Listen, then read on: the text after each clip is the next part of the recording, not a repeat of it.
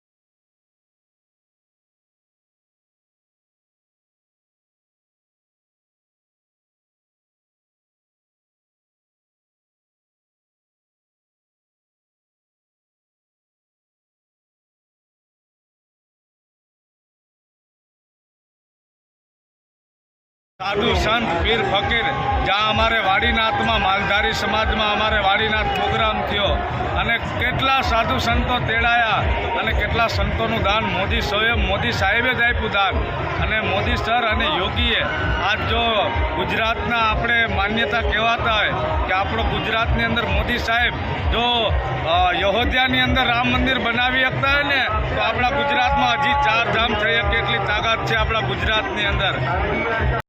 પણ મોઢે એક શિખંડ મગાવવાની કંઈક વજહ શું વાત છે? અમે કાંઈ નક્કી કરવાવાળા છે જ નહીં, તમને પહેલાં કહી દીધું. પણ આપા ગીગાના ઓટલા દ્વારા આવતીકાલે મહાશિવરાત્રિના દિવસે સવારથી લઈ અને રાત્રે 12 વાગ્યા સુધી લોકોને ફરાળ મળી શકે અને ફળાર પણ પૂર્ણ રીતે મળી શકે.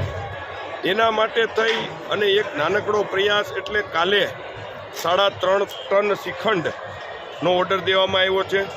ભેગી રાજગરાના લોટની પૂરી હોય, રાજગરાનો લોટનો શીરો હોય છે, ખામાની ખીર હોય, ભેગું સામાની ખીચડી, સૂકી ભાજી, ફરાળી ચેવડો, ફરાળી વેફર, ફરાળી કઢી, પૂર્ણ રીતે સર્વે લોકોને મહાપ્રસાદ મળી રહે તેની માટે અમારા ઠાકર દ્વારા આ પ્રયાસ કરવામાં આવે છે.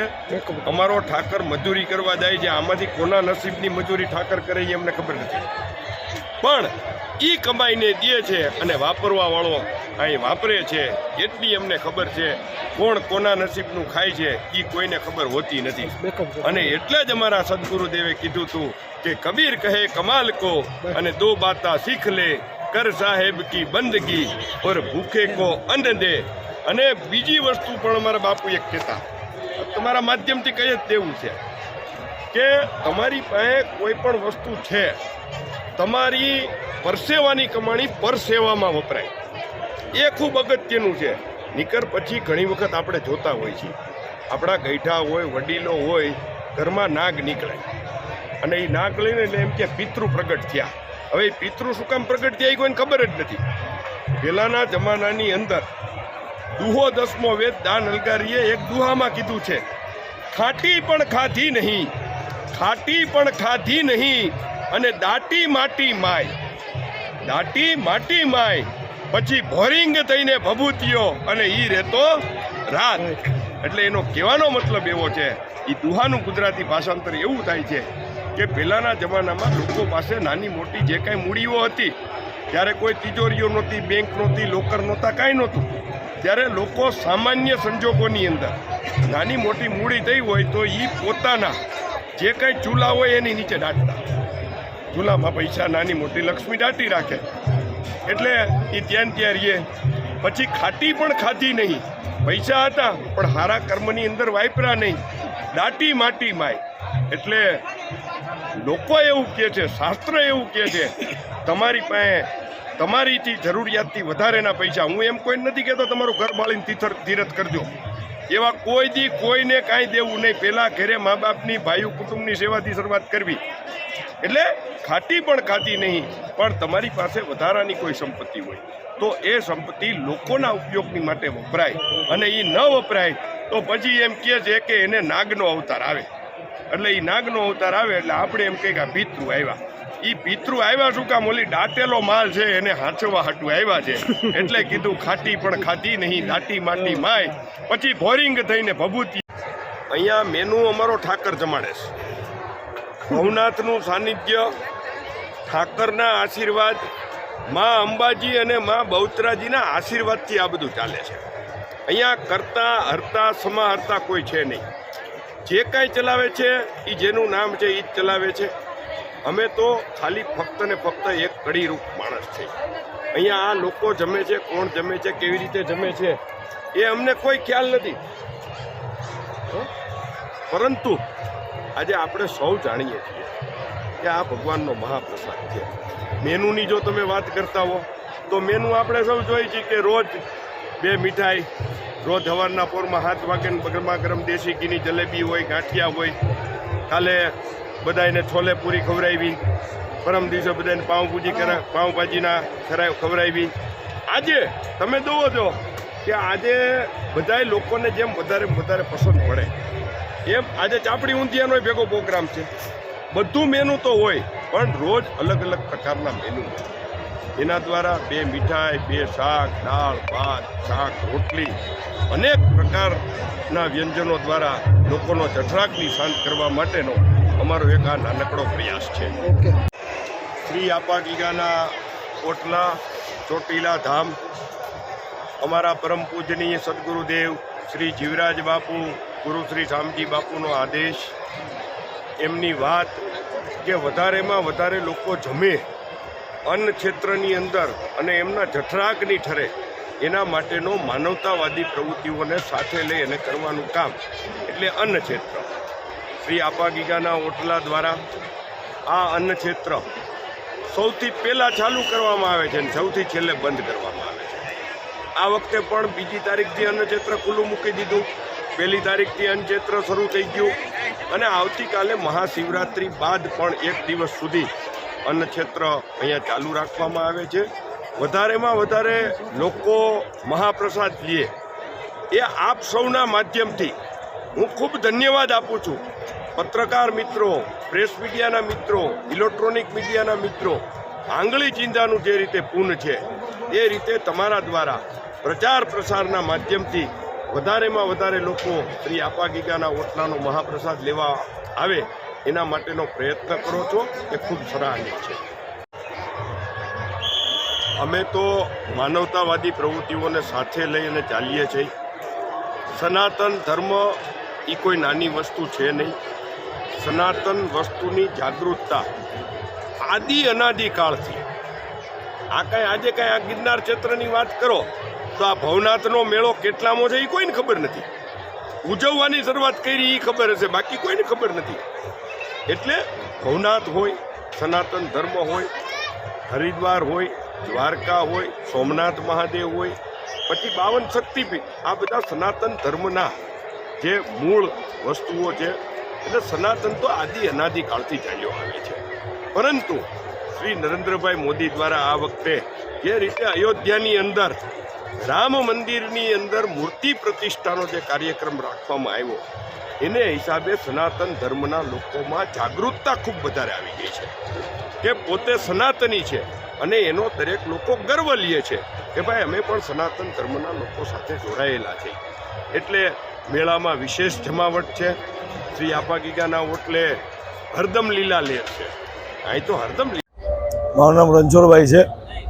અમે માંગરો ખારવા સમાજમાં આવીએ છીએ અને અહીંયા ભવનાથમાં અમારું અન્ન ક્ષેત્ર 1968થી ચાલુ છે અને અહીંયા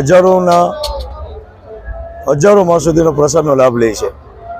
આ સેવા અમારા માણસો, સ્વયંસેવકો, બેના માતા, યંગ જનરેશન, યંગ છોકરા, નાના છોકરા, એમ કોઈ 150 થી 200 માણસનો સ્ટાફ છે. નિસ્વાર્થ સેવા કરવા આવે છે અને બધાને પ્રેમથી પ્રસાદ જમાડે છે. જે રીતે અત્યારે સનાતન ધર્મનો એક સૂર છે તો એના માટે તમારી કઈ રીતની સેવા? માણસો પ્રસાદ લઈ, આમાં ભેદભાવ નથી રહેતા. આ સનાતન ધર્મમાં આ જ એક લાભ છે. હિન્દુ સનાતન ધર્મમાં એક અંગ છે તો એનો પ્રસાદનો લાભ લે એ જ સનાતન ધર્મ છે. ભાવિકો પ્રસાદનો લાભ લે છે અને અમારા ખારવા સમાજનો 1968થી અવિરત છે ને સેવા ચાલુ છે. તો બધા ભાવિકો તેનો પ્રસાદનો લાભ લે અમારી એવી નમ્ર વિનંતી છે. શાહી સ્નાનનું મતલબ કે જ્યાં દૂર દૂરથી મહાત્માઓ લોકો અહીંયા પધારે છે એમને અમારે ગુરુ દત્તાત્રેય મહારાજ, જે અમારા દેવતા કહેવામાં આવે, સિદ્ધો ગુરુ દત્તાત્રેય મહારાજ, અમારા દત્ત મહારાજ સ્વયં શિવનું રૂપ છે. એટલે સ્વયં ભોલેનાથ રાત્રે 12 વાગે મરઘી કુંડની અંદર સ્નાન કરવામાં આવશે અને એમને આપણે ગુજરાતી ભાષામાં કહીએ કે જાન, આપણે જેમ ભોલેનાથની જાન નીકળશે અને ભોલેનાથના લગ્ન થયા પછી ભોલેનાથ એમાં સ્નાન કરે અને પવિત્ર થાય. બોલ ગિરનારી મહારાજ. શિવરાત્રિનું મહત્વ કે જ્યાં નેપાળ, પંજાબ, હરિયાણા, હિમાચલ, ઉત્તરાખંડથી મહાત્માઓ પધારે છે કે આપણી ગુજરાતની સિદ્ધ ભૂમિ જેને કહેવામાં આવે ગરવો ગિરનાર, કે જ્યાં મારો ગિરનાર ઊંચો છે ગરવો દાતાર, વચમાં જે મલસા દાતાર, વચમાં ભવેશ્વર બારી, એવો ગરવો દાતાર.